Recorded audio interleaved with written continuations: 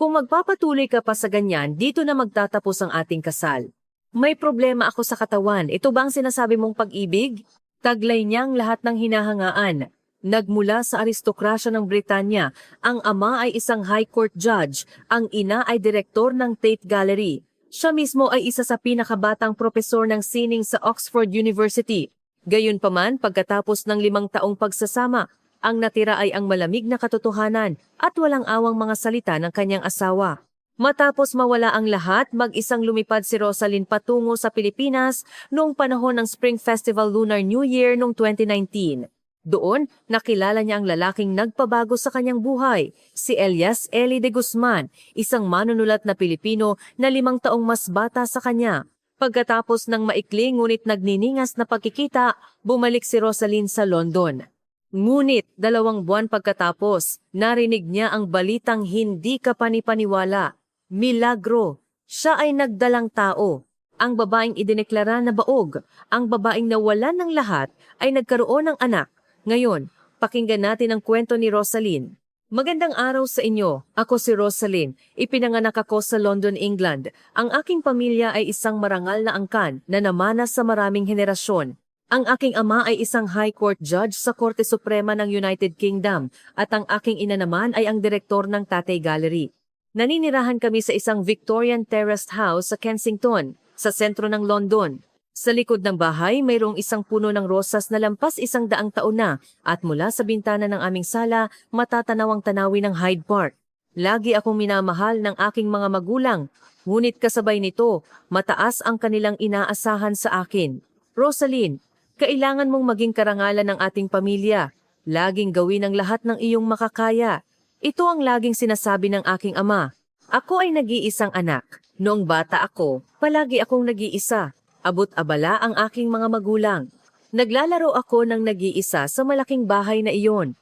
Kahit may tagapag-alaga ako, hindi niya napalitan ang mainit na yakap ng aking mga magulang. Tuwing bumibisita ako sa bahay ng aking kaibigan at nakikita silang magkapatid na naglalaro at nagtatawanan, labis akong naiinggit.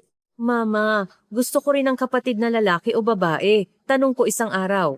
Nagpakita ng malungkot na ekspresyon ang aking ina at sinabi, Rosalyn, patawad. Hindi na ako nagdalang tao pa mula nang ipanganak kita. Nang marinig ko ito, nalungkot ako, ngunit sinubukan kong intindihin. Mula noon, tahimik akong nanatas sa aking puso na kapag nagpakasal ako, magkakaroon ako ng maraming anak. Gusto ko ng isang masiglang pamilya. Mula elementarya, mahilig na ako sa pagpipinta.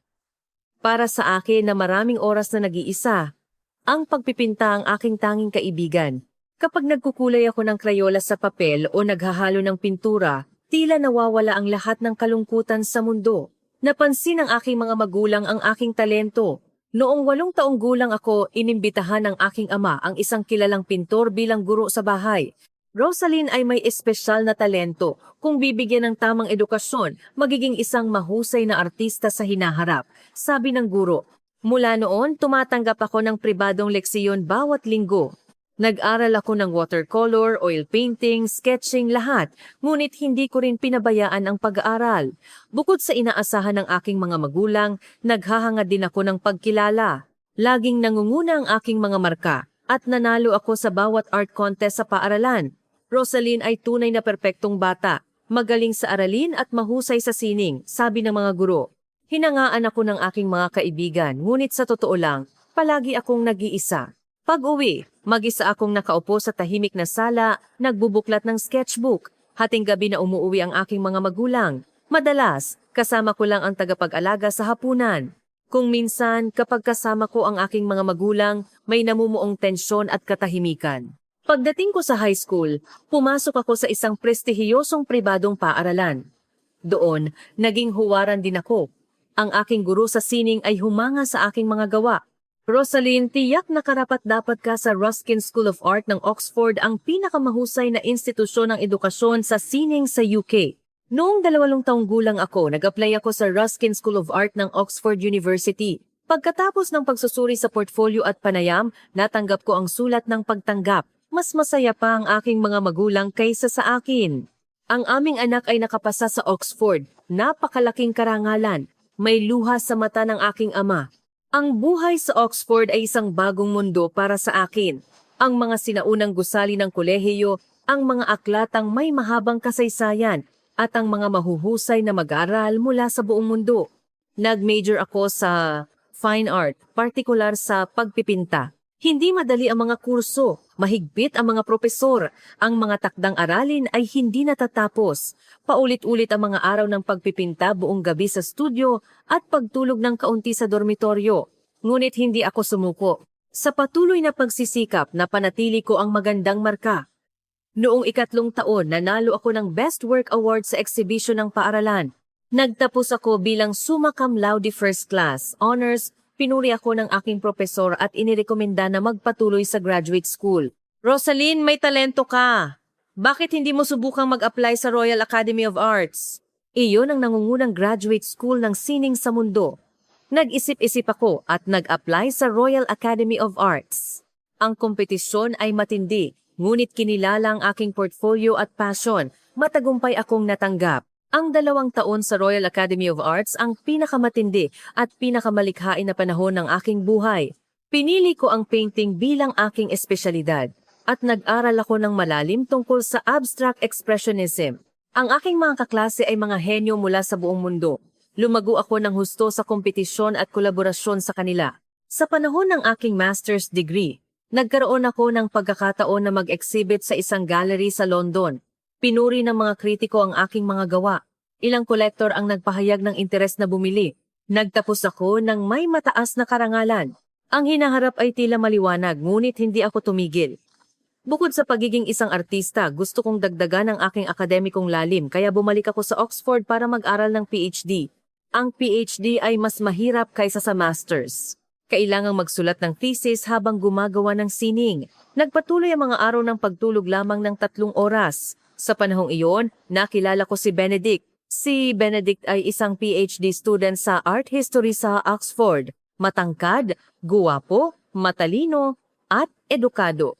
Nagtapos siya sa Cambridge at tinapos ang kanyang master's degree sa isang prestihiyosong art academy sa Florence. Isa siyang elite. Nagkita kami sa isang akademikong seminar. Sa isang talakayan tungkol sa sining ng Renaissance, nagtanong si Benedict ng matatalas na tanong. Sinagot ko siya sa pamamagitan ng pag-uugnay nito sa aking mundo ng paglikha. Pagkatapos ng seminar, lumapit sa akin si Benedict. Napaka-interesante ng iyong pananaw. Gusto mo bang magkape at mag-usap pa? Natural kaming naging malapit. Magkasama kaming nag-aaral sa aklatan hanggang hating gabi. Nagpupunta kami sa mga exhibition sa London tuwing Sabado at Linggo. Tila naiintindihan ni Benedict ang reaksyon na tanging mararamdaman lamang ng mga nag-aaral sa parehong larangan. Rosaline, isa kang kahanga-hangang artista. Ang kasama ka ay nagbibigay sa akin ng maraming inspirasyon, sabi ni Benedict. Naging komportable rin ako kapag kasama ko si Benedict. Natural kaming nagkarelasyon. Pagkatapos ng 2 taon, nag-propose sa akin si Benedict. Nangyari ito sa isang fine dining restaurant sa Oxford. Rosaline, pakakasalan mo ba ako? Magiging perpekto tayong mag-asawa, sa akademya man o sa buhay. Nag-alinlangan ako. Pag-ibig ba ito o compatibility lang? Ngunit sa huli, sumagot ako ng oo. Noong panahong iyon, inakala ko na iyon na ang pag-ibig. Ang aming kasal ay enggrande, may 300 bisita. Dumating ang mga kaibigan ng aking mga magulang at mga kasamahan sa paaralan. Nakatayo ako sa tabi ni Benedict, suot ang magandang damit pangkasal. Lahat ay nagbigay ng pagpapala sa amin. Mukha akong masaya sa larawan ng kasal. Ang aming buhay may asawa ay maayos sa simula. Pareho kaming abala sa pagtatapos ng aming PhD thesis at iginagalang namin ang oras ng isa't isa. Pagkatapos ng graduation, nakatanggap ako ng offer para maging lecturer sa Oxford Ruskin School of Art. Si Benedict naman ay tinanggap bilang assistant professor ng art history. Bumili kami ng bahay sa isang nayon sa Cotswolds, malapit sa Oxford. Ito ay isang maliit na stone cottage mula pa noong ika-18 siglo. May mga lavender na namumukadkad sa hardin. Tuwing Sabado at Linggo, lumalabas kami para kumain o bumibisita sa mga exhibition sa London. Si Benedict ay isang mabuting asawa. Naghahanda siya ng regalo sa mga anibersaryo at kung minsan, tumutulong sa mga gawaing bahay. Pagkatapos ng 3 taon ng kasal, nagsimula akong mag-isip kung oras na ba para magkaanak. Ako ay 32 taong gulang noon. Nagsimula na ring manganak ang aking mga kaibigan. Higit sa lahat, gusto kong matupad ang pangarap kong masiglang pamilya na matagal ko nang pinapangarap mula noong bata pa ako. Ayokong ipasa ang kalungkutan na naramdaman ko noong nag-iisa akong anak sa aking magiging anak. Isang gabi maingat akong nagsalita kay Benedict. Mahal, gusto ba nating magkaanak? Ibinaba ni Benedict ang kanyang baso ng alak at nag-isip. Pagkatapos ay tumango. Sige, hindi masama iyan. Ngunit walang emosyon ang tugon ni Benedict. Parang nagdadagdag lang siya ng isang gawain, pero masaya pa rin ako. Sa wakas, magagawa ko na ang pamilyang pinapangarap ko. Kaya nagsimula kaming magplano. Ngunit lumipas ang 6 na buwan at wala pa ring balita ng pagbubuntis. Lumipas din ang 1 taon. Sa simula, inisip ko na kailangan lang maghintay pa. Ngunit habang tumatagal, lalo akong nababalisa. Nagsimula ring mainis si Benedict. Hanggang kailan tayo maghihintay? Hindi ko pa alam noon na ito na ang simula ng pinakamahirap na panahon sa aking buhay. Sa huli nagpunta ako sa ospital. Ito ay isang kilalang obstetrics and gynecology hospital sa sentro ng London. Habang nakaupo sa waiting room kasama ang mga buntis at nakita ang kanilang mga malalaking tiyan, nakaramdam ako ng bigat sa dibdib. Miss Rosaline, tawag ng nurse sa pangalan ko. Pumasok ako sa consultation room at ipinaliwanag ang sitwasyon sa doktor. Sinubukan namin ng higit sa 1 taon, ngunit hindi pa rin ako mabuntis. Nagsagawa ang doktor ng iba't ibang pagsusuri. Blood test, hormone test, ultrasound. Pagkatapos ng 1 linggo, bumalik ako sa ospital para marinig ang resulta. Maingat na sinabi ng doktor, Miss Rosaline, may posibilidad na mayroon kang problema sa pagiging baog infertility. Ngunit hindi naman ito imposible. Kung magpapagamot, mayroon pa ring pagkakataon na magbuntis. Ang salitang baog ay patuloy na umuukilkil sa aking isipan. Pag-uwi ko, sinabi ko kay Benedict, mahal, sinabi ng doktor na may posibilidad akong baog. Kailangan daw magpagamot. Nanigas ang ekspresyon ni Benedict. Gaano katagal? Hindi ko sigurado. Maaaring ilang buwan o ilang taon. Bumuntong hininga si Benedict. Mataas din siguro ang gastos niyan. Sa sandaling narinig ko iyon, nanlumo ako. Pareho kaming propesor sa Oxford, kaya kaya namin ang gastos. Ang problema ay ang ugali ni Benedict, ngunit sinubukan kong intindihin. Siguro nagulat din si Benedict. Maaayos din ang lahat paglipas ng panahon. Nagsimula akong magpagamot. Bawat linggo, nagpupunta ako sa ospital para sa hormone injections. Ang side effects ay nagpataba sa aking katawan at nagpabago sa aking emosyon. Pagkagising sa umaga, ang aking mga mata ay namamaga at iritable ako buong araw. Habang nagpipinta sa studio, bigla na lang akong umiiyak. Nahihirapan din akong mag-focus habang nagtuturo. Napansin ng mga estudyante ang pagbabago sa akin. Profesor, maayos po ba kayo? Mukhang hindi maganda ang inyong kulay. Ngumiti ako at sinabing ayos lang. Ngunit sa totoo lang, napakahirap. Lalong naging malamig si Benedict. Kapag hinihiling ko siyang sumama sa ospital, ang sagot lang niya ay masyadong abala. Pag-uwi niya sa gabi, sinasabi niyang pagod siya at dumiretso na sa kanyang study room. Tuwing Sabado at Linggo, nag-golf siya o nakikipagkita sa mga kasamahan. Mahal, pwede ba tayong magkasama sa ospital ngayong linggo? Pumanhin, may seminar ako. Paano sa susunod na linggo? Masyado rin akong abala noon. Hindi ba pwede na ikaw lang mag-isa? Sa huli, palagi akong nag-iisa sa ospital. Lumipas ang 6 na buwan. Sumailalim ako sa unang intrauterine insemination. Ang proseso ay mas masakit kaysa sa inakala ko. Mahirap ang ovulation injection, pagkuha ng itlog at pag-implant. Bawat pagkakataon, nagdarasal ako. Sana magtagumpay na ngayon. Pagkatapos ng 2 linggo, nagpa-pregnancy test ako. Ang resulta ay negative. Mag-isa akong umiyak sa banyo. Nanginginig ang aking kamay, munti ko nang maibaba ang papel sa sahig. Lumuhod ako sa sahig. Tumawag ako kay Benedict. Mahal, hindi nagtagumpay. O ganoon ba? Sayang. Subukan na lang natin ulit sa susunod. Walang emosyon ang boses ni Benedict. Parang nakikinig lang siya sa isang karaniwang work report. Sinubukan kong muli. Lumipas ang 1 taon. Nabigo rin ang pangalawang IUI. Sa panahong iyon, hindi ko na mahawakan ang paintbrush sa studio. Nakaupo ako sa harap ng puting canvas ng ilang oras, nakatulala, wala akong malikha. Paglikha ng buhay, sining lahat ay tila lumalayo sa akin. Ang paaralan ay nag-alala sa aking kalungkutan. Professor Rosalyn, paano na ang paghahanda sa exhibition? Tanong ng head of department. Paumanhin, baka kailangan ko pa ng mas maraming oras. Professor Rosalyn, ikaw ang karangalan ng aming paaralan. Naghihintay din ang mga estudyante sa inyong bagong gawa. Tumango ako ngunit ang aking kalooban ay nagigiba. Sa ika-5 taon ng aming kasal, nagpasya akong subukan ang huling pagkakataon, in vitro fertilization VVF. Mas mataas ang gastos at mas komplikado ang proseso, ngunit mas mataas daw ang success rate. Nagkaroon ako ng pag-asa. Sinabi ko kay Benedict, mahal, ito na ang huling pagkakataon. Gagawin ko ang IVF. Huminto si Benedict sa pagbabasa ng pahayagan at tumingin sa akin. Kung hindi pa rin magtagumpay sa pagkakataong ito, susuko na ako. Bumuntong hininga si Benedict. Alam ko. Pero huli na talaga iyan. Sa paghahanda para sa IVF, kailangan kong mag-injection araw-araw. Ang aking tiyan ay puno ng mga pasa. Tumaas ang aking timbang ng 10 kilo. Tiningnan ko ang sarili ko sa salamin, parang nakakita ako ng estranghero. Namamagang mukha, pagod na mata, walang lakas na balikat. Ito ba ako? Nasaan na ang artistang puno ng passion sa pagpipinta? Noong araw ng IVF, nag-isa akong nagpunta sa ospital. Sabi ni Benedict, may mahalagang seminar daw siya kaya hindi siya makakapunta. Nakahiga ako sa operating table, nakatingin sa kisame. Ang malamig na ilaw ay nakakasilaw. Ang boses ng mga medikal na staff ay nanggagaling sa malayo. Miss Rosalyn, relax lang po. Pero hindi ako makapag-relax.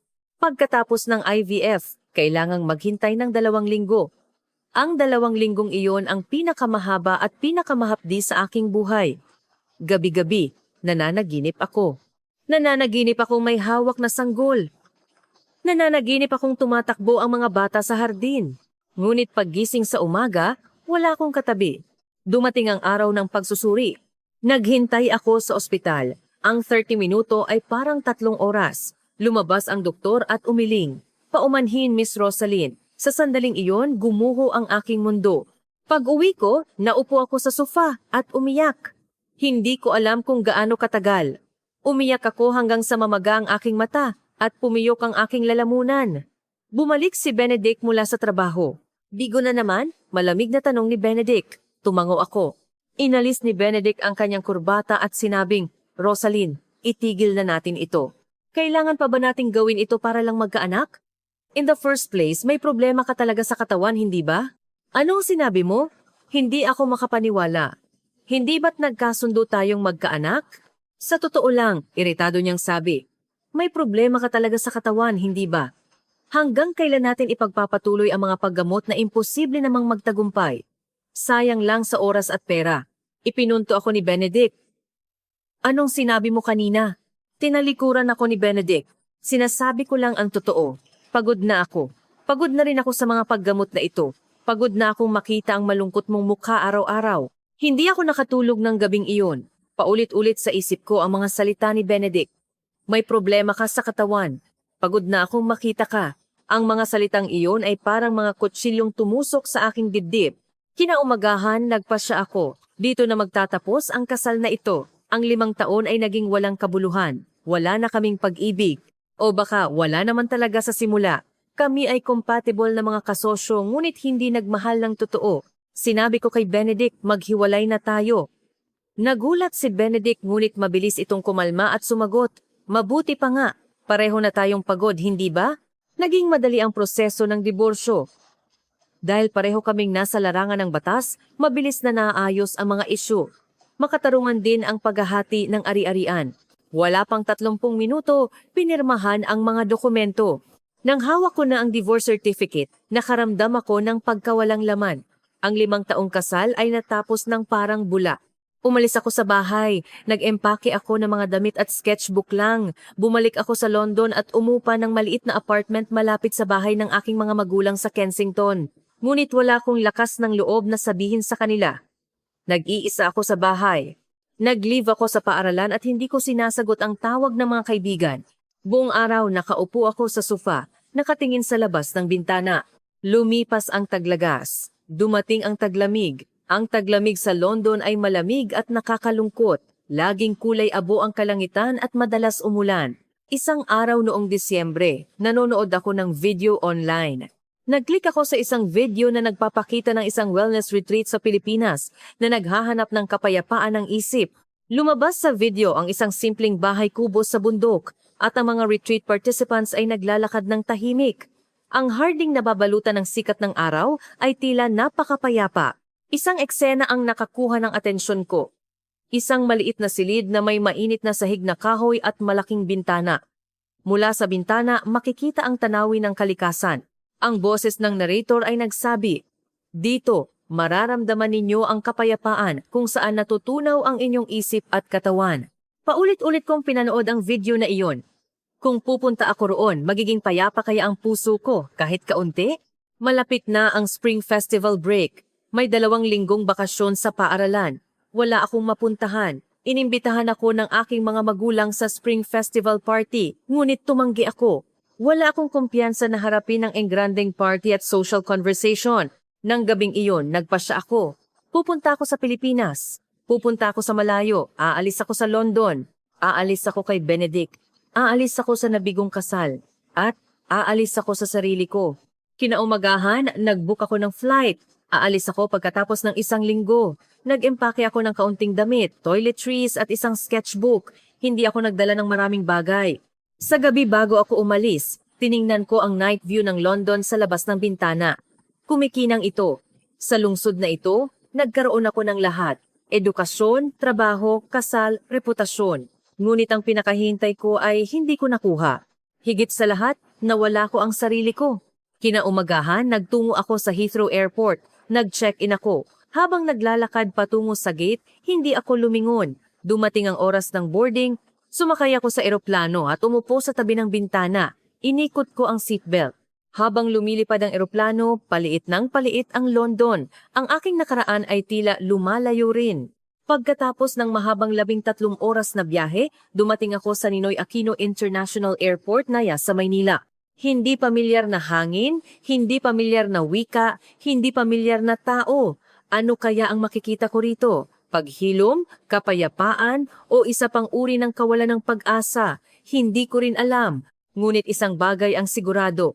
Hindi na ako ang dating Rosalyn at gusto kong maghanap ng bago. Kinuha ko ang aking bagahe at sinuri ang aking reservation confirmation. Ito ay para sa isang wellness retreat sa Coroon, Palawan. Sumakay ako ng van patungo sa domestic terminal. Pagkatapos ng maikling paglipad, lumapag ako sa Busuanga Airport. Sinalubong ako ng isang staff ng retreat center. Ang pahinga sa Kalikasan Retreat ay nasa isang liblib na bahagi ng Coroon. Kailangang magbiyahe pa ng halos 1 oras sa van patungo sa resort. Sa labas ng bintana, unti-unting nawala ang tanawin ng bayan at bumungad ang mga bundok, dagat at bukirin. Ang van ay huminto sa isang maliit na baryo. Kinuha ko ang aking bagahe at bumaba. "Pupunta ka ba sa retreat center?" Tanong ng driver sa Tagalog. Ipinakita ko sa kanya ang reservation confirmation. Doon, umakyat ka lang. Mga 15 minutong lakad." Hindi ko naintindihan, kaya itinuro niya lang ang direksyon gamit ang kamay. Yumuko ako at nagpasalamat bago ako naglakad. Naglakad ako sa makitid na mountain path paakyat. Ang hangin ng taglamig ay presko at malinis, na may bahagyang bakas ng hamog. Ang sikat ng araw ay sumikat sa mga puno. Pagkatapos ng mga 15 minutong lakad, lumitaw ang retreat center. Isang grupo ng mga magagandang bahay kubo-inspired na villas ang nakaupo sa gilid ng bundok na may tradisyonal na bubong na nipa. Sa pasukan, may nakasulat sa Ingles, "Welcome." Dahan-dahan akong naglakad papasok. Mabuhay. Isang babaeng staff ang lumabas upang salubungin ako. Ang kanyang banayad na ngiti ay nakakaakit. "Welcome! Kayo po ba si Miss Rosalyn? Kanina pa po namin kayo hinihintay. Nagbigay ng hininga ako. Buti na lang may marunong mag-Ingles?" "Opo, ako si Rosalyn, salamat po." Iginiya ako ng staff sa aking kwarto. Isang maliit simpleng bahay kubo na malinis at komportable. Ang sahig ay kahoy at may makapal na mat at comforter sa kama. Mula sa bintana, makikita ang napakagandang tanawin ng dagat at mga bundok. Ganito po ang tradisyonal na pampainit sa Pilipinas, ang init mula sa araw na iniimbak ng kahoy. Ang sahig ay napakainit, na nakakakomportable kahit sa malamig na panahon, paliwanag ng staff. Hinubad ko ang aking sapatos at hinawakan ng sahig. Ang init ay totoong nakakakomportable. Ang hapunan po ay alas 6. Pakipuntahan lang po ang dining hall kapag tumunog ang kampana. Umalis ang staff at naiwan ako mag-isa sa kwarto. Inilagay ko ang aking bagahe at tumingin sa labas ng bintana. Ang tahimik, tanging ang huni ng ibon at ang pag-ugoy ng mga puno sa hangin ang naririnig. Sa London laging may ingay, mga sasakyan, mga tao, patuloy na paggalaw. Ngunit dito iba, ang oras ay tila bumabagal. Humiga ako sa mainit na sahig at tumingala sa kisame. Ang init ay kumalat mula sa aking likod patungo sa buong katawan. Lumabas ang luha. Hindi ko alam kung bakit ako umiiyak, malungkot ba, masaya o pagod lang. Umiyak ako ng matagal. Nang tumunog ang kampana, pinunasan ko ang aking mga luha at bumangon, nagtungo sa dining hall. Ang dining hall ay nasa isang simpleng bulwagan. May mga mabababang mesa na kahoy at nakita ko ang ilang iba pang participants. Umupo ako sa isang sulok. Tahimik na nagdala ng pagkain ang mga staff. Kanin, sabaw at mga gulay lahat ay vegetarian. Kumain na po tayo, tahimik na sabi ng isang staff. Lahat ay nag-krus ng kamay at nag-krus din ako. Ang malumanay na boses ng staff ay umalingaw-ngaw sa tahimik na bulwagan. Isang sandali ng katahimikan, salamat sa handa. Sa huling salita ng staff, dahan-dahan kaming kumuha ng chopsticks. Sumubo ako, ang lasa ay banayad at mainit, hindi magarbo, ngunit nakakakomportable. Pagkatapos kumain, naglakad-lakad ako. May maliit na trail sa likod ng retreat center. Naglakad ako sa trail. Ang liwanag ng buwan ay kumikinang sa hamog. Ang hangin ay presko at malinis. Ang ganda, hindi ba? May nagtanong sa likod ko. Lumingon ako, isang lalaki ang nakatayo roon. Mukhang early 30s, matangkad, nakasuot ng casual na damit at may hawak na notebook. Oo, maganda. Maikli kong sagot. Ako si Elias de Guzman, Eli na lang. Sinabi ni Eli sa Ingles. Ang kanyang bigkas ay medyo matigas, ngunit ang pakiramdam ay mainit. Ako si Rosalyn. Nice to meet you. Nice to meet you, Rosalyn. First time mo ba sa retreat? Oo. Galing akong London ngayon. Lumaki ang mata ni Ellie. London? Ang layo mo. May espesyal bang dahilan? Nag-alinlangan ako. Ngunit sa estrangherong ito, gusto kong maging tapat. Gusto ko lang magpahinga. Pagod na ang puso ko. Tumango si Ellie. Pareho tayo. Nagsusulat ako ng libro pero hindi ako makapag-focus. Kaya pumunta ako rito. Gusto kong magsulat sa tahimik na lugar. Isa kang manunulat? Oo, nagsusulat ako ng nobela. Hindi pa ako sikat, syempre. Ngumiti si Ellie nang may bahagyang pagtawa. Naglakad kami ng dahan-dahan habang nag-uusap. Si Ellie ay naninirahan sa Maynila at plano niyang manatili sa retreat center ng ilang araw. Ako, isang linggo lang tapos babalik na ako sa London. Sayang naman, kung sana mas matagal ka pa, sabi ni Ellie. Nang gabing iyon, bumalik ako sa aking kwarto. Nakahiga ako sa mainit na sahig. Ang boses ni Ellie ay umuukil-kil sa aking isipan, mainit at malambing. Kinaumagahan, alas 4:30 ng umaga, tumunog ang kampana. Oras na para sa morning meditation. Bumangon ako at nagtungo sa bulwagan. Ang mga staff at participants ay nagtipon. Ang mga kandila ay nakasindi. Sa tahimik na kapaligiran, nagsimula ang pag-awit. Pumikit ako at nakinig sa tunog. Pagkatapos ng morning meditation, kumain kami ng almusal. Si Ellie ay nasa dining hall din. Umupo ako sa tabi niya. Maayos ba ang tulog mo? Tanong ni Ellie. Oo. Napakainit ng sahig. Nakatulog ako ng mahimbing. Mabuti naman. Gagawin mo ba ang 108 pagpapasalamat ngayon? 108 pagpapasalamat? Oo. Ito ay isa sa mga gawain ng paglilinis ng isip at katawan. Nakakapagod, pero pagkatapos, talagang nakakapresko. Tumango ako, susubukan ko. Ginawa namin ang 108 pagpapasalamat sa umaga. Sa simula, inakala kong madali lang, ngunit pagkatapos ng 10 beses, hingal na ako. Higit sa 30 po, nanginginig na ang aking mga binti. Si Ellie ay nagpapasalamat din sa tabi ko. Ang kilos ni Ellie ay malambing at natural. Dahan-dahan lang, huwag kang magmadali, sabi ni Ellie. Nagpasalamat ako ng isa-isa. Pinawisan ako at masakit ang aking buong katawan. Ngunit nakapagtataka, ang aking puso ay naging payapa. Nang matapos ko ang 108 pagpapasalamat at tumayo, lumuha ako. Inabot sa akin ni Ellie ang isang basong tubig. Nakakapagod, ang galing mo. Pagkatapos ng tanghalian, naglakad-lakad kami. Naglakad kami sa trail sa likod ng retreat center. Pag-akyat namin sa isang gilid, lumabas ang isang viewpoint. Mula roon makikita ang mga bundok, dagat at lambak. Ang ganda, bulalas ko. Hindi ba? Sabi ni Ellie. Dito ako laging pumupunta tuwing ganitong oras para makakuha ng inspirasyon tungkol saan ang iyong nobela. Ito ay isang love story tungkol sa 2 taong nasaktan, nagpapagaling sa isa't isa at muling natututong mabuhay. Tiningnan ko ang mga mata ni Ellie, nakaramdam ako ng sinseridad. Napakagandang kwento. Salamat, Rosaline. Ano ang ginagawa mo? Ako ay isang propesor ng sining. Nagtuturo ako ng pagpipinta sa Oxford. Nagulat si Ellie. Wow, talaga? Ang galing! Hindi naman. Hindi na nga ako makapagpinta kamakailan. Sinabi ko ang totoo. Artist's block siguro? Nag-isip-isip si Ellie. Hindi masama ang artist block. Ito ay panahon para maghanda para sa isang bagong simula. Nagkakaroon din ako ng panahon na wala akong masulat. Sa mga oras na iyon, hindi ko pinipilit ang sarili ko. Nagpapahinga lang ako, naglalakad, nag-iisip. Kapag ginawa ko iyon, may isang sandali na gusto ko nang magsulat ulit. Ang mga salita ni Ellie ay naging comfort para sa akin. Lumipas ang 3 araw.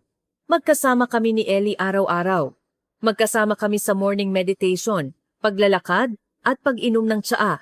Maraming sinabi sa akin si Ellie tungkol sa kultura ng Pilipinas, ang pagkain, kasaysayan, at ang damdamin ng mga tao. Ang mga Pilipino ay may pusong Pinoy-Filipino heart. Mahirap ipaliwanag ang salitang ito sa Ingles. Ito ay parang emosyon, pero mas malalim. Hindi lang sa pamilya o kaibigan, kundi sa mga taong bagong kakilala, nagbabahagi rin sila ng pusong Pinoy. Paliwanag ni Ellie, ang ganda pakinggan. Sa London, lahat ay magalang, ngunit hindi gaanong nagpapakita ng damdamin. Ganyan ka rin ba, Rosaline? Nag-isip ako. Sa tingin ko, oo. Pero simula nang dumating ako rito, tila nagbabago ako. Ngumiti si Ellie. Magandang pagbabago. Nang 5 gabi, nakaupo kami sa harap ng bulwagan, puno ng bituin ng kalangitan, mga bituing hindi makikita sa London. Aalis ka na pagkatapos ng 3 araw, hindi ba? Tanong ni Ellie. Oo, babalik na ako sa London. Sayang naman, ang ganda ng panahong ito. Pareho ang nararamdaman ko. Salamat sa iyo, Ellie, ang puso ko ay naging payapa. Tiningnan ako ni Ellie. Rosaline, hindi mo ba naisip na dumaan muna sa Maynila? Maynila? Oo, doon ako nakatira. Kung makakakuha ka ng 1 araw bago ka pumunta sa airport, pwede kitang itour sa Maynila. Ang Intramuros ay maganda at pwede rin tayong pumunta sa dagat. Nag-alinlangan ako. Nakaschedule na ang sasakyan ko sa airport pagkatapos ng 3 araw. Ngunit ayaw kong iwan si Ellie. Sige, gawin natin. Sumaya ang mukha ni Ellie. Talaga? Ang ganda! Umalis tayo kinaumagahan. Kinaumagahan, umalis kami sa retreat center. Nagpaalam kami sa mga staff at sumakay sa kotse ni Ellie patungo sa Maynila. Sa daan, sinabi sa akin ni Ellie ang kasaysayan ng Maynila. Ito ang pinakaunang port city ng Pilipinas, na may halo-halong kultura. Pagkatapos ng 1 oras at kalahati, dumating kami sa Maynila. Dinala ako ni Ellie sa Intramuros muna. Ang mga lumang pader, ang mga sinaunang gusali. Nagtanghalian kami. Pumasok kami sa isang karinderya kainan at nag-order si Ellie ng 2 mangkok ng sinigang maasim na sabaw na may baboy o hipon. Ito ang unang pagkakataon na nakakita ako ng ganitong pagkain. Masarap. Kumusta? Tanong ni Ellie. Ang sarap. Ang sarap ng sour soup. Ang kakaiba. Hapon, naglakad kami sa Escolta Street na may mga lumang art deco na gusali na may mga cafe at gallery. Ipinaliwanag ni Ellie ang kasaysayan ng bawat gusali. Pagkatapos ay nagpunta kami sa isang local art gallery sa Makati kung saan may exhibit ang mga batang Filipino artists. Ang mga makulay na painting ay nagbigay ng kapayapaan sa akin. Nagbook din si Ellie ng accommodation para sa akin. Isang hotel sa sentro ng Maynila. Ang kwarto ay may aircon at komportableng kama. Sinabi mo kasing gusto mo ang mainit na sahig kaya nagbook ako ng kwarto na may heater, sabi ni Ellie. Salamat. Napakamaalalahanin mo. Walang anuman. Ako ang nag-imbita sa iyo sa Maynila. Gabi, pagkatapos kong ilagay ang aking bagahe, kinontak ko si Ellie. Nag-usap kami tungkol sa hapunan. Inirekomenda ni Ellie ang isang maliit na Filipino restaurant. Kumain kami ng adobo karne na may suka at toyo doon. Matamis at maalat na lasa, isang explosion ng lasa. Ano ang gusto mong gawin bukas? Tanong ni Ellie. Gusto kong gumalaw. Kung gayon, pumunta tayo sa Batangas. Isang coastal town ito na may hiking trail at napakagandang tanawin ng dagat. Sige! Kinaumagahan, sumakay kami sa kotse patungo sa Batangas. Hindi mahaba ang biyahe. Pagdating namin, sinalubong kami ng malamig na hangin mula sa dagat. Naglakad kami sa coastal path. Dahil taglamig, hindi maraming tao. Ang naririnig lang ay ang tunog ng mga alon. Ang ganda, sabi ko, habang nakatingin sa dagat. Dito ako laging pumupunta kapag malungkot ako. Kapag tinitingnan ko ang dagat, lumalawak ang pakiramdam ko. Naglakad kami sa trail. Pag-akyat namin sa gilid ng bundok, natanaw namin ang buong baybayin. Nagtanghalian kami ng seafood noodles sa isang maliit na kainan. Ang sarap talaga, sabi ko. Ang pagkain sa Pilipinas ay tila napakasarap. Mas masaya ako kapag masaya ka, Rosaline.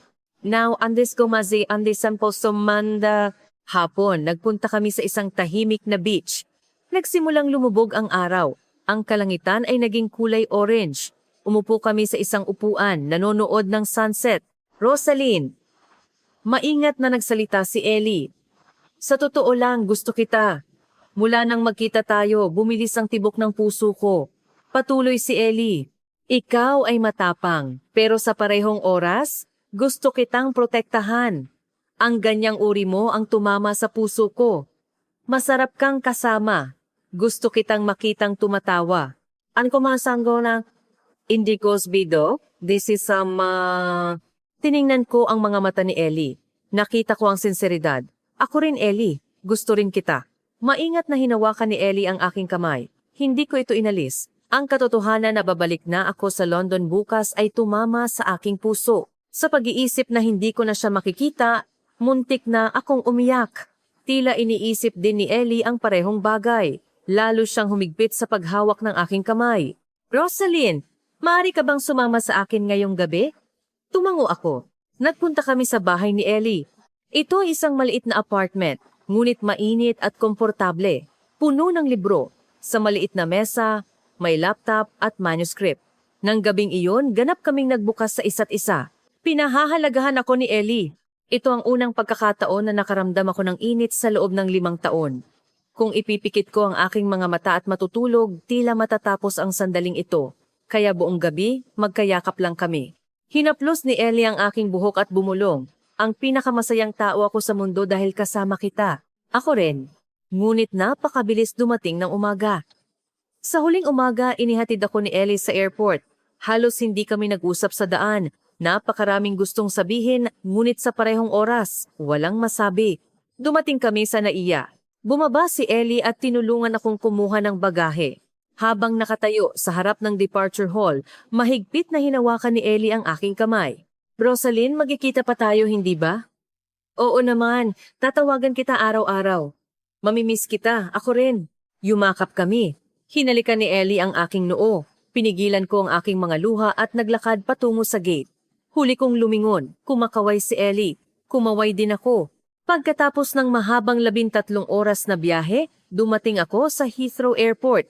Ang biyahe ay nakakapagod sa katawan, ngunit ang puso ko ay nanatili sa Pilipinas. Pag-uwi ko, inayos ko ang aking bagahe at humiga sa kama. Dahil sa jet lag, hindi ako makatulog. Kinuha ko ang aking telepono at nagpadala ng message kay Ellie. Nakarating ako ng ligtas. Miss na kita. Mabilis na dumating ang sagot ni Ellie. Ang ganda! Miss na rin kita.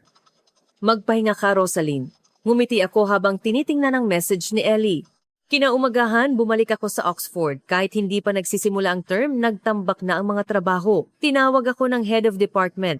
Professor Rosaline, kumusta ang bakasyon? Mukhang mas maganda ang iyong kutis. Salamat. Nakapagpahinga ako. Mabuti. Pero mayroon akong kailangan. Sa susunod na linggo, may faculty exhibition. Kailangan kitang maging judge. At 2 linggo na lang bago ang deadline ng paper para sa international conference sa Marso. Bumuntong hininga ako. Alam ko, maghahanda ako. Mula ng araw na iyon, nalubog ako sa abalang pang-araw-araw na gawain. Nagpapatuloy ang mga araw ng pagpasok ng alas 9 ng umaga at pag-uwi ng alas 10 ng gabi. Paghahanda ng kurso, student counseling, pagsusulat ng paper, exhibition judging, walang katapusan. Noong unang gabi, tumawag ako kay Eli sa video call. Nag-usap kami ng halos 30 minuto.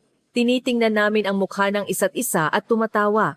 Kumusta ang araw mo? Tanong ni Eli. Masyadong abala. Ang daming trabaho. Ikaw, Eli, abala rin ako sa pagsusulat. Ang inspirasyon na nakuha ko sa retreat ay nagpapasulat sa akin ng husto. Ang ganda. Tumawag din kami kinabukasan ng gabi. Ngunit sa ikatlong gabi, masyado na akong pagod. Pag-uwi, natumba na ako at natulog. Hindi ko na tiningnan ang aking telepono. Kinaumagahan, paggising ko, nakita ko ang message ni Eli. Sayang, at hindi tayo nakapag-usap kagabi. Maaari ba tayong mag-usap ngayon? Sumagot ako ng may paghingi ng paumanhin. Pasensya na, masyado akong pagod kagabi kaya natulog na ako. Tatawagan kita ngayong gabi. Ngunit ng gabing iyon, nagsulat din ako ng paper hanggang 1:00 ng madaling araw. Pag-uwi, natulog ako ng hindi naghihilamos. Lumipas ang 1 linggo. 2 beses lang kami nag-usap ni Eli. Ang mga message ay mga simpleng pagbati lang. Nangako kaming mag-uusap araw-araw, ngunit hindi ko ito nagawa. Humihingi ako ng paumanhin, ngunit nilamon ako ng trabaho. Lumipas ang 2 linggo, halos hindi na kami nag-usap ni Eli. Tila naiintindihan ni Eli, ngunit may lungkot sa kanyang message. Rosaline, mukhang abala ka, ayos lang, tumawag ka na lang kapag may oras ka. Nang makita ko ang message na iyon, nasaktan ang aking puso, ngunit wala akong magawa. 1 buwan at 1 linggo pagkatapos kong dumating sa London, nagkaroon ako ng kakaibang sintomas. Pagkagising sa umaga, nakakaramdam ako ng pagduduwal. Sa simula, inakala kong dahil sa pagod, ngunit nagpatuloy ang sintomas. Habang nagbiyahe patungo sa trabaho, kumakalam ang aking tiyan.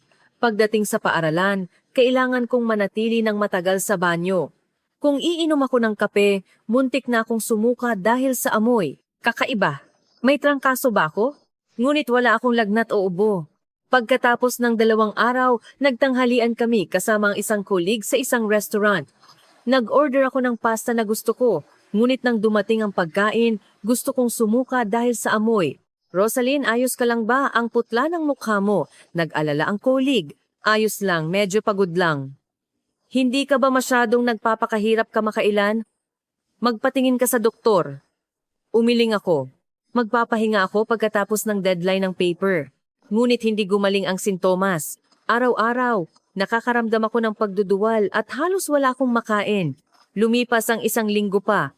Isang gabi pag-uwi ko habang naliligo, bigla akong nag-isip. Kailan huli ang aking regla? Sinuri ko ang aking calendar sa telepono. Ang huling regla ko ay bago ako nagpunta sa Pilipinas. Ibig sabihin, halos 2 buwan na ang nakalipas. Bumilis ang tibok ng puso ko. Imposible. Agad kong iwinaksi ang ideyang iyon dahil lang ito sa stress. Masyado akong nagpapakahirap kamakailan. Imposibleng magbuntis ako na hindi nagtagumpay sa 5 taong paggamot at idineklara pang baog. Ngunit ng gabing iyon, hindi ako nakatulog. Patuloy akong nag-iisip. Hindi ko na matiis. Nagpunta ako sa drugstore malapit sa paaralan habang tanghalian. Bumili ako ng pregnancy test kit. Nanginginig ang aking kamay. Ngumiti ang pharmacist at sinabing, "Good luck." Nagmamadali akong bumalik sa paaralan at nagpunta sa banyo. Ginawa ko ang test. Naghintay ako ng 5 minuto. Ang tibok ng puso ko ay napakabilis. Hirap akong huminga. Kinuha ko ang pregnancy test stick. 2 linya. May lumabas na mahinang 2 linya. Nanigas ako. Buntis? Hindi ako makapaniwala. Ang anak na pinakahihintay ko sa loob ng 5 taon, na hindi nagtagumpay sa paggamot, ay nakuha ko ng ganito kadali. Nanginginig ang aking kamay, muntik ko nang maibaba ang test stick. Kumuha ako ng isa pa at sinubukan muli, 2 linya pa rin. Matagal akong nakaupo sa inidoro, nakatulala. Kumatok ang isang colleague. "Rosaline, ayos ka lang ba?" "Oo, lalabas na ako." Dali-dali kong inilagay ang test stick sa aking bag at lumabas. Nang hapong iyon, hindi ako makapag-focus sa trabaho. Hindi ko makita ang mukha ng mga estudyante habang nagtuturo. Habang nagbabasa ng dokumento, hindi pumapasok ang mga salita sa aking mata. Patuloy akong nag-iisip. Buntis ba talaga ako? Kailangan kong kumpirmahin sa ospital. Kinaumagahan, nag-half-day leave ako sa paaralan. Nagpa-appointment ako sa isang obstetrics and gynecology hospital sa Oxford at nagpunta. Mahigpit kong hinawakan ang aking mga kamay habang nakaupo sa waiting room. "Miss Rosaline," tinawag ng nurse ang aking pangalan. Pumasok ako sa consultation room at ipinaliwanag ang sitwasyon sa doktor. Sinabi ng doktor na mag-ultrasound siya. Humiga ako sa kama at tumingala sa kisame. Pagtingin ng doktor sa screen, sinabi niya, 6 na linggo ka ng buntis. Lumabas ang luha. Totoo, ang pagbubuntis na pinakahihintay ko na sinabing imposible ay nangyari ng may himala. Maingat na nagpatuloy ang doktor. Dahil sa iyong edad, ikaw ay high risk na buntis. 35 taong gulang ka at ito ang iyong unang pagbubuntis at may kasaysayan ka ng infertility. Kailangan mo ng lubos na pahinga, iwasan ang stress at overwork. Paglabas ko ng ospital, nanghina ang aking mga binti habang naglalakad. Umupo ako sa isang upuan at inilagay ang aking kamay sa aking tiyan. May anak ako sa tiyan ko. Hindi ka pani-paniwala. Ngunit biglang sumulpot ang katotohanan. Paano ko sasabihin kay Ellie? 1 linggo lang kami magkasama. Paano kung makaramdam si Ellie ng pasanin? Hindi ba't natural lang na makaramdam siya ng pasanin? Nag-isip ako ng ilang araw. Nagpatuloy ako sa trabaho sa paaralan ngunit ang aking kalooban ay magulo. Maaari ko bang palakihin ang bata ng mag-isa? Maaari ko bang ipagpatuloy ang pagiging propesor? Higit sa lahat, ano ang magiging reaksyon ni Ellie? Lumipas ang 1 linggo. Nagpunta ako sa head of department. Sir, may sasabihin po ako. Ano iyon, Rosalyn? Buntis po ako. Lumaki ang mata ng head of department. Talaga? Congratulations! Pero hindi ba't diborsyada ka? Opo, ngunit nakakilala ako ng bagong kasintahan. Ganoon ba? Congratulations! Kumusta ang plano mo sa panganganak? Sabi ng doktor, kailangan ko ng lubos na pahinga. High risk daw po ako, kaya gusto ko pong mag-sabbatical leave. Tumango ang head of department. Siyempre, ang kalusugan mo ang pinakamahalaga. Ihanda mo lang ang mga dokumento at isumite. Nang gabing iyon, naramdaman ko na hindi ko na ito pwedeng ipagpaliban pa. Kailangan kong sabihin kay Ellie. May karapatan si Ellie na malaman. Naghintay ako hanggang 9:00 ng gabi. Lakas loob akong tumawag kay Ellie. Nanginginig ang aking kamay. Tumunog ang telepono ng ilang beses at sinagot ni Ellie. Hello, Rosalyn. Ito ang unang beses na narinig ko ang boses ni Ellie sa loob ng 3 linggo. Ellie, pwede ba tayong mag-usap? Rosalyn, oo, syempre. Pero, nanginginig ang boses mo. Ano ang nangyayari? Huminga ako ng malalim. May sasabihin ako. Ano iyon? Pumikit ako at dahan-dahang nagsalita. Buntis ako, anak mo. Tahimik sa kabilang linya. Narinig ko ang paghinga ni Ellie. Katahimikan. Talaga? Nanginginig ang boses ni Ellie. Oo, kinumpirma ko na sa ospital, 6 na linggo na. Isa pang katahimikan. Mabilis ang tibok ng puso ko. Hirap akong huminga. Ellie, pasensya na kung naging pasanin ako sa iyo. Kaya kong palakihin ang bata ng mag-isa. Hindi ko hinihiling na maging responsable ka. Rosalyn, ang boses ni Ellie ay nanginginig ngunit matatag. Maghintay ka. Pupunta ako sa London. Anong address mo? Pupuntahan kita agad. Mag-usap tayo kapag nakita na tayo. Bumaba ang telepono. Nakaupo ako, nakatulala. Hawak ang telepono. Pupunta ba talaga si Ellie? Lumipas ang 2 araw. Bawat minuto, sinisigurado ko ang aking telepono. Kinabukasan, bandang 4:00 ng hapon, nakatanggap ako ng message mula kay Ellie. Nasa Heathrow Airport ako ngayon. Pakibigay ang address mo. Pupuntahan na kita agad. Mabilis ang tibok ng puso ko. Dumating talaga si Ellie. Nagmamadali akong naglinis ng bahay. Nagpalit ako ng damit. Sinuri ko ang aking sarili sa salamin ng ilang beses. Pagkatapos ng 2 oras, tumunog ang doorbell. Huminga ako ng malalim at binuksan ang pinto. Nakatayo si Ellie. May hawak siyang isang bouquet ng bulaklak. Rosalyn, agad akong umiyak. Niyakap ako ni Ellie ng mahigpit. Dumating ako. Nandito na ako para sa iyo. Pumasok kami sa sala at umupo sa sofa. Hawak ni Ellie ang aking kamay. Rosalyn, may sasabihin ako. Nagulat ako at tumingin kay Ellie. Kumuha si Ellie ng isang maliit na kahon mula sa kanyang bag. Lumuhod siya at binuksan ang kahon. Sa loob, may isang singsing. Rosalyn, pakakasalan mo ba ako? Gusto kong bumuo ng masayang pamilya kasama ka at ang ating anak na paparating. Hindi ako mayaman at hindi ako sikat na manunulat, ngunit tapat kitang mahal. Gusto kitang alagaan habang buhay at palakihin natin ang ating anak ng magkasama. Umiiyak ako at sumagot, Oo Ellie, pakakasalan kita. Isinuot ni Ellie ang singsing sa aking daliri. Naghalikan kami. Hindi na kailangan pang sabihin kung gaano namin na-miss ang isa't isa. Magkayakap kami at nag-usap hanggang umaga. Kinaumagahan, nagsimula kaming mag-usap tungkol sa katotohanan. Rosaline, ano ang gagawin natin? Sa England ba tayo maninirahan o sa Pilipinas? Nag-isip ako. Ang buhay sa London ay masyadong abala. Ang pang-araw-araw na gawain ay hinahabol ako ng trabaho at pag-uwi napapagod ako. Ngunit ang isang linggo sa Pilipinas ay iba. Ang oras ay dahan-dahang gumagalaw. Ang tahimik na retreat center, ang mainit na mga tao, at si Ellie. Gusto kong manganak at palakihin ang bata sa Pilipinas. Nagulat si Ellie at tumingin sa akin.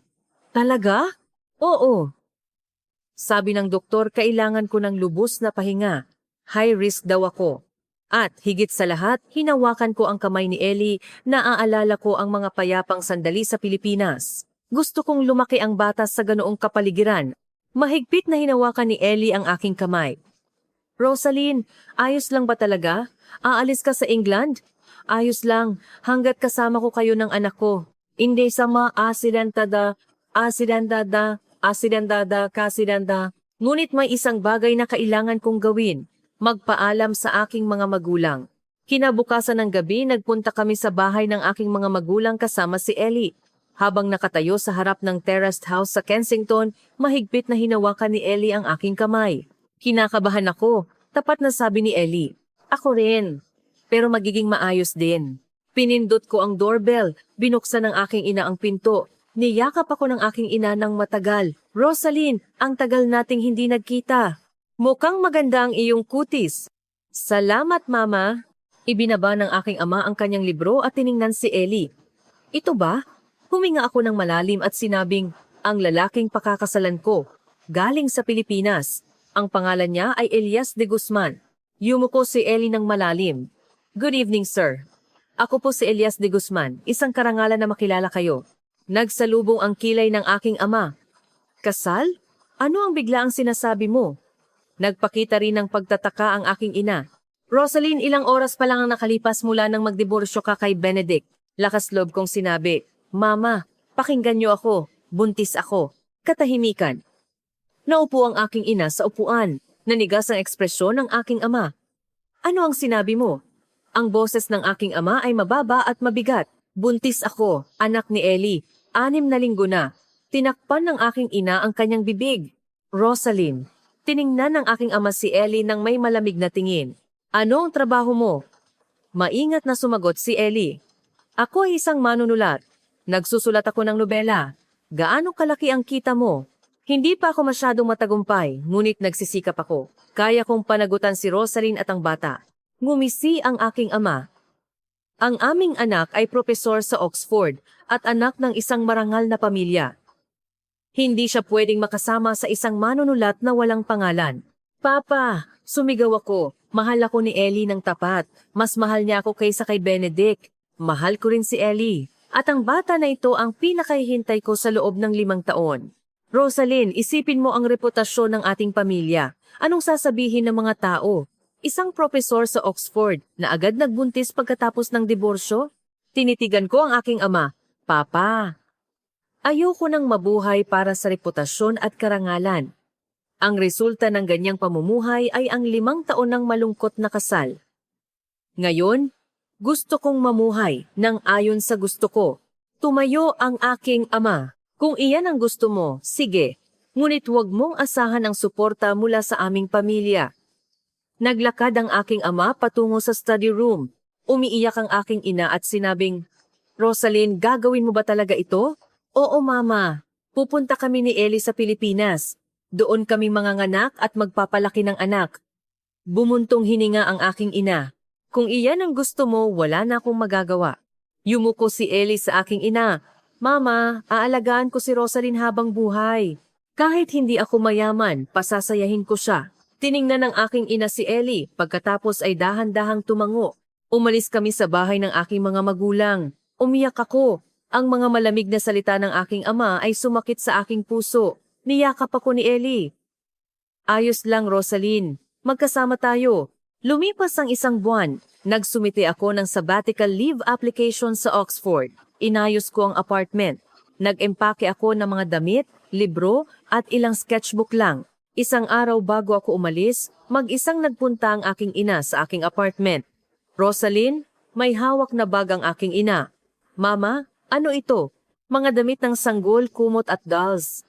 Ibinigay sa akin ng aking ina ang bag. Galit ang iyong ama, pero gusto kong maging masaya ka. Pumunta ka sa Pilipinas, manganak ka ng malusog at mamuhay ng masaya. Niyakap ko ang aking ina ng mahigpit. Salamat mama, mahal kita. Mahal din kita Rosaline. Izomasta mono baku kadese. Kinaumagahan nagtungo kami ni Ellie sa Heathrow Airport. Nag-check-in kami ng bagahe. Habang naglalakad patungo sa gate, hindi ako lumingon. Lumipad ang eroplano. Sa labas ng bintana, paliit ang London. Ang aking nakaraan ay lumalayo at ang bagong hinaharap ay lumalapit. Hawak ni Ellie ang aking kamay at sinabing, "Handa ka na ba?" Tumango ako. Handa na. Pagkatapos ng 13 oras na biyahe, dumating kami sa Naiya. Ang mga magulang ni Ellie ay sumalubong sa amin sa airport. Ang kanyang ama ay matangkad at may banayad na ekspresyon. Ang kanyang ina ay may mainit na ngiti. "Welcome aming manugang. Siguro napagod ka sa malayong biyahe," sabi ng kanyang ina habang hinawakan ng aking kamay. "Magandang araw po mama, ang ganda ng aming manugang. Ellie, ang galing mong pumili. Welcome ka Rosaline, pamilya na tayo, magpakatotoo ka lang." Kahit kailangan kong dumaan kay Ellie para mag-usap, muntik na akong umiyak. Iba talaga sa ugali ng aking mga magulang sa London. Pagkatapos naming kumain kasama ang mga magulang ni Ellie, nagtungo kami sa apartment ni Ellie. Ang lugar kung saan isisilang ang ating anak, ang ating mainit at komportabling pugad. "Ngayon, dito na tayo maninirahan bilang isang bagong pamilya," sabi ni Ellie. "Ang ganda! Perpekto!" Inayos ko ang aking bagahe at tumingin sa labas ng bintana. Nakikita ko ang dagat. Ito ay ang tanawin ng Manila Bay. Ang lugar na minsan naming pinuntahan at nagtapat sa isa't isa. Niyakap ako ni Ellie mula sa likod. "Masaya ka ba?" Tunay akong masaya. Noong 5 buwan ng aking pagbubuntis, lumaki na ang aking tiyan. Araw-araw, naglalakad kami ni Ellie sa gilid ng dagat, naglalakad sa tabi ng hangin, at nakikinig sa mga alon. Nagluluto si Ellie para sa akin araw-araw at tumutulong sa mga gawaing bahay. "Rosaline, huwag kang magpapakapagod," sabi ng doktor. "Kailangan mo ng lubos na pahinga." Alam ko, salamat. Nagsimula akong magpinta ulit. Kinuha ko ang aking paintbrush at tumayo sa harap ng canvas. Matagal ko itong hindi ginawa. Gumamit ako ng mainit na kulay para ipinta ang dagat, ang sunset sa Maynila at ang mga alon. Tiningnan ni Ellie ang aking painting at sinabing, "Ang ganda talaga, salamat dahil ito sa'yo." Noong 7 buwan, nalaman namin ang kasarian. Lalaki. Nagsimula kaming maghanap ng pangalan ni Ellie. Gusto namin ang pangalan na bagay sa Tagalog at Ingles. Paano ang Leo? Sa Ingles, Leo. Maganda, Leo, magandang pangalan. Histobla na handere naman ay Inderi Sambala. Noong 9 na buwan, malapit na akong manganak. Ang aking tiyan ay naging mabigat at hirap akong maglakad, ngunit masaya ako. Gabi-gabi inilalagay ni Ellie ang kanyang kamay sa aking tiyan at kinakausap ang bata. "Leo, daddy ito. Lumabas ka na baby para makita mo na si mommy at daddy." At parang sumisipa ang bata. Nang madaling araw ng Nobyembre 13, 2020, nagsimula ang kirot. "Ellie, parang lalabas na si baby." Dali-dali akong dinala ni Ellie sa ospital. Tumagal ng 10 oras ang kirot. Napakahirap. Mahigpit na hinawakan ni Ellie ang aking kamay. "Kaya mo yan, Rosaline. Malapit na." Ibinigay ko ang lahat ng aking lakas at nagtulak. Narinig ko ang iyak ng sanggol. "Congratulations! Malusog na lalaki." Inilagay ng nurse ang bata sa aking dibdib. Ito ay isang maliit at mainit na buhay. Umiyak ako habang niyayakap ang bata. "Leo, mami ito. Ang saya kong makita ka." Umiyak din si Ellie. "Salamat Rosaline. Ibinigay mo sa akin ang napakagandang regalo." Lumaki ng malusog si Leo. Nagpa-breastfeed ako, nagpalit ng diaper si Ellie, at pinatulog namin si Leo ng magkasama. Mahirap, ngunit masaya. Ang masiglang pamilya na matagal ko nang pinangarap ay nagaganap. Nang mag-1 taong gulang si Leo, nagkaroon ng isa pang sorpresa. Na-late ang aking regla. Imposible. Ngunit sinubukan ko pa rin, 2 linya. "Ellie, parang buntis ulit ako." Niyakap ako ni Ellie at inikot. Kinumpirma namin sa ospital. Buntis talaga ako. 4 na linggo. Ngumiti ang doktor. Congratulations, Miss Aman. Rosaline, isa na namang malusog na bata. Si Leo ay magkakaroon na ng kapatid. Noong Nobyembre 2, 2021, nanganak ako ng isang anak na babae. Siya ay maganda, makapal ang buhok, at bilog ang mata. Anong pangalan ang ibibigay namin?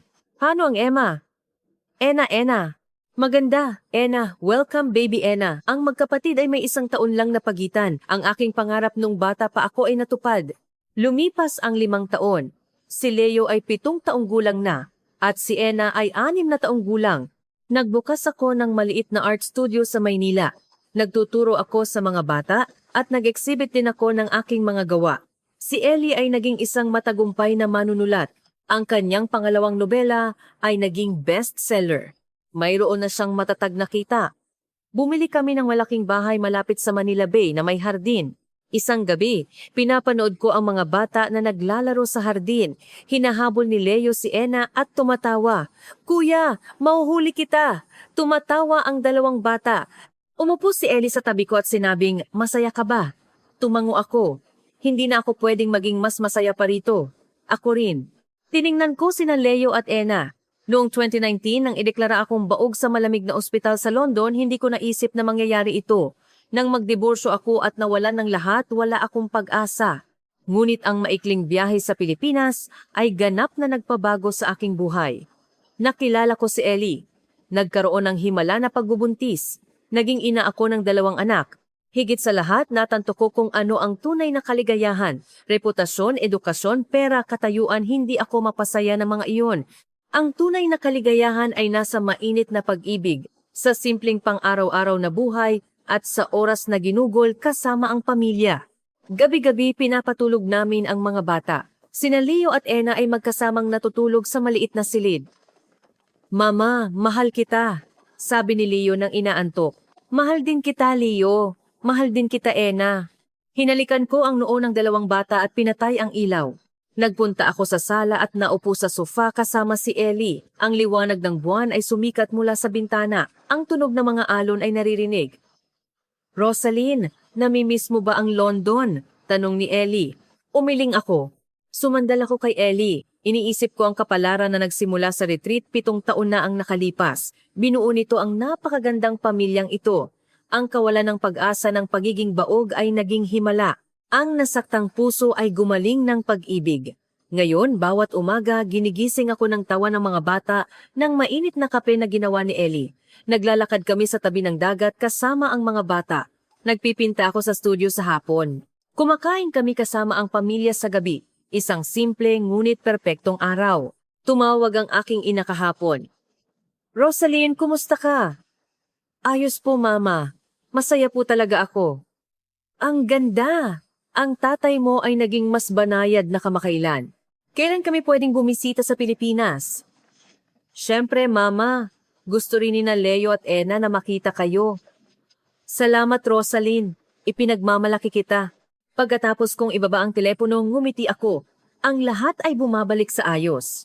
Ngayong gabi, kinuha ko ang aking sketchbook at nagpinta. Ipininta ko ang aming pamilya sa canvas. Si Ellie, sina Leo at Ena, at ako. Ang aming pamilya na tumatawa at magkahawak kamay na may tanawin ng Manila Bay sa likod. Pagkatapos kong matapos ang painting, umalis ako ng kaunti at tiningnan ito. Ito ay isang painting na puno ng init at maliliwanag na kulay. Ang painting na iyon ay sumasalamin sa aking buhay. Niyakap ako ni Ellie mula sa likod. Salamat sa pagpapakasal sa akin, Rosaline. Ako ang nagpapasalamat dahil dumating ka sa buhay ko. Niyakap namin ang isa't isa ng mahigpit. Sa labas ng bintana, narinig ang tunog ng mga alon. Naririnig ang regular na paghinga ng mga bata. Ang buhay minsan ay nagdadala sa atin sa pinakamadilim na lugar. Hindi natin makita ang anumang liwanag doon. Walang pag-asa. Ngunit ang maliit na tapang na magsimulang muli ay nagiging bagong liwanag. Ngayon, baka mayroon kang nasa taglamig ng buhay. Ngunit tandaan, gaano man katagal ang taglamig, darating ang tagsibol. At ang tagsibol na iyon ay biglang mamumukadkad sa iyong puso balang araw. Si Leo ay gumalaw sa kanyang silid. Pumasok ako at hinaplos ang likod ni Leo ng marahan. Nandito si Mommy. Matulog ka ng mahimbing. Si Leo ay muling natulog ng payapa. Bumalik ako sa sala. Nagtimpla na si Ellie ng tsaa. Umupo kami ng magkasama, umiinom ng tsaa, nanonood ng night view sa labas ng bintana. Rosaline, alam mo ba, sabi ni Ellie, dati iniisip ko kung bakit ako nagpunta sa Kuroon ng panahong iyon. Bakit kita nakilala sa sandaling iyon? Tiningnan ko si Ellie. Alam ko na ngayon, ito ay tadhana. Pinagtagpo tayo ng Diyos. Hinawakan ko ang kamay ni Ellie. Ganoon din ang tingin ko. Kung hindi ako nagdiborsyo, kung hindi ako nawala ng pag-asa, kung hindi ako nagpunta sa Pilipinas, hindi tayo magkikita. Kaya, kung minsan, ang pinakamasakit na sandali sa buhay ay ang pinto patungo sa kaligayahan. Ang mga salita ni Ellie ay tumama sa aking puso. Oo, totoo iyan. Ang malamig na salita ni Benedict, ang deklarasyon ng pagiging baog, ang sakit ng diborsyo. Ang lahat ng sakit na iyon ay nagdala sa akin dito. Nagdala sa akin kay Ellie, nagdala sa akin kina Leo at Ena. Gusto kong isulat ang kwento natin. Biglang sabi ni Ellie, tungkol sa isang babae na nawalan ng lahat sa kawalan ng pag-asa, nagpunta sa malayong bansa, nakilala ang tunay na pag-ibig, at sa huli, natagpuan ang kaligayahan. Iyon ay magiging napakagandang kwento, ngunit alam ko na ang katapusan. Namuhay siya ng masaya kasama ang taong mahal niya at ang dalawang magagandang anak. Sumandal ako sa balikat ni Ellie. Ang mga bituin ay kumikinang sa labas ng bintana. Ang mga bituin na hindi ko makita sa London ay nakikita ko na ngayon gabi-gabi. Ang aking buhay na dating madilim at malungkot ay puno na ngayon ng liwanag.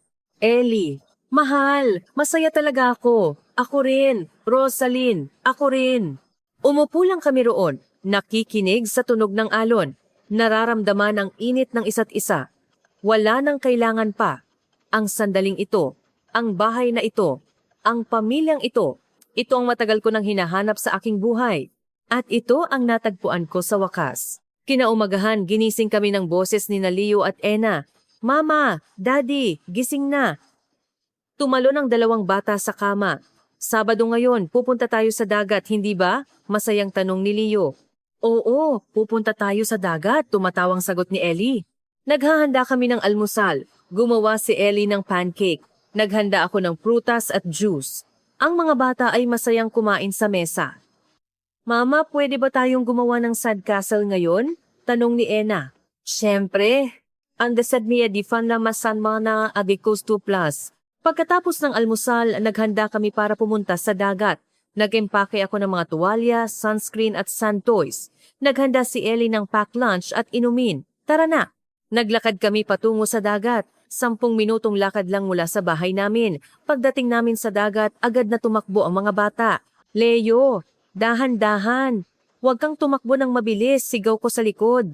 Naglatag si Ellie ng kumot sa buhangin. Umupo kami. Nanonood sa mga bata na naglalaro. Nagsimula sina Leo at Ena na gumawa ng sandcastle. Gumamit sila ng timba para maglagay ng buhangin at bumuo ng mataas na tore. Mama, tingnan mo, gumawa kami ng kastilyo. Wow, ang galing! Habang pinapanood ko ang mga bata, ang aking puso ay napuno ng init. Ito ang larawang pinangarap ko noong bata pa ako. Ang magkakapatid na naglalaro at tumatawa. Ang pamilyang puno ng tawa. Ano ang iniisip mo? Tanong ni Ellie. Iniisip ko kung gaano ako kaswerte. Ako rin. Hinawakan ni Ellie ang aking kamay. Oras na ng tanghalian. Binuksan namin ang packed lunch. Rice balls na gawa ni Ellie at prutas. Ang mga bata ay masayang kumain. Ang sarap ng rice ball ni Daddy, sabi ni Leo. Mama, gusto ko pa. Iniabot ni Ena ang kanyang kamay. Masaya akong makita ang mga bata na masayang kumakain. Pagkatapos ng tanghalian, naglaro ang mga bata sa mababaw na tubig. Si Ellie at ako ay umupo sa kumot nanonood. Rosaline, may iniisip ako, sabi ni Ellie. Ano? Gusto mo pa bang magkaanak? Nagulat ako at tumingin kay Ellie. Talaga? Oo. Hindi ba't sinabi mong gusto mo ng 3 anak? Isang masiglang pamilya? Tumawa ako. Oo, pinangarap ko ang 3 anak mula noong bata pa ako. Pero 40 na ako. So what? Nang ipanganak mo si Leo, sinabi rin na geriatric pregnancy. Pero ang galing mo. Nag-isip ako. Isa pang bata, 3 anak, isang mas masiglang pamilya. Pag-iisipan ko, huwag kang magmadali. Mag-isip ka lang ng dahan-dahan. Hinalikan ni Ellie ang aking noo. Pag-uwi namin, napagod ang mga bata at mabilis na nakatulog. Umupo kami ni Ellie sa sala. Seryoso ka ba sa isa pang bata? Tanong ni Ellie.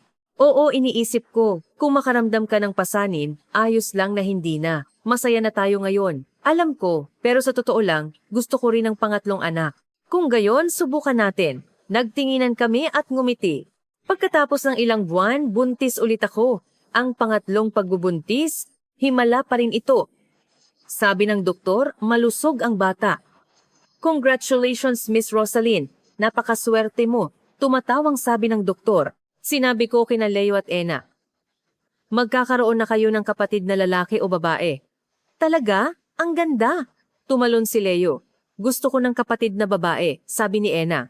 Niyakap ako ni Ellie. Salamat, Rosalyn. Salamat, Ellie.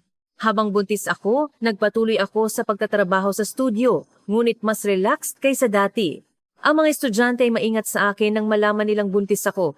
Teacher, huwag kang magpapakapagod. Tutulungan ka namin. Salamat sa inyo. Ang bagong libro ni Ellie ay inilabas.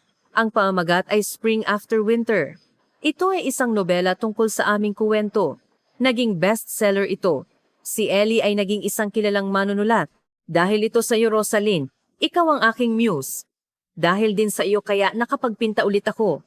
Nagsuportahan kami at lumago ng magkasama. Noong 8 buwan nalaman namin ang kasarian, babae ulit. Ang ganda, may kapatid na si Ena. Masayang sigaw ni Ena, pinangalanan namin siyang Sofia. Tala-tala. Star ang Tagalog name niya. Noong Setyembre 5, 2022, isinilang si Tala. Siya ay isang tahimik na bata, hindi gaanong umiyak at laging nakangiti. Sina Leo at Ena ay maingat kay Tala. Ang cute ni baby. Tutulong ako sa pag-aalaga. Habang tinitingnan ko ang 3 bata, napuno ng pasasalamat ang aking puso. Ito ang pamilyang pinangarap ko. 3 anak. Ang pamilyang puno ng tawa. Hindi na nag-iisa. Hindi na walang laman. Lumipas ang 3 taon pa.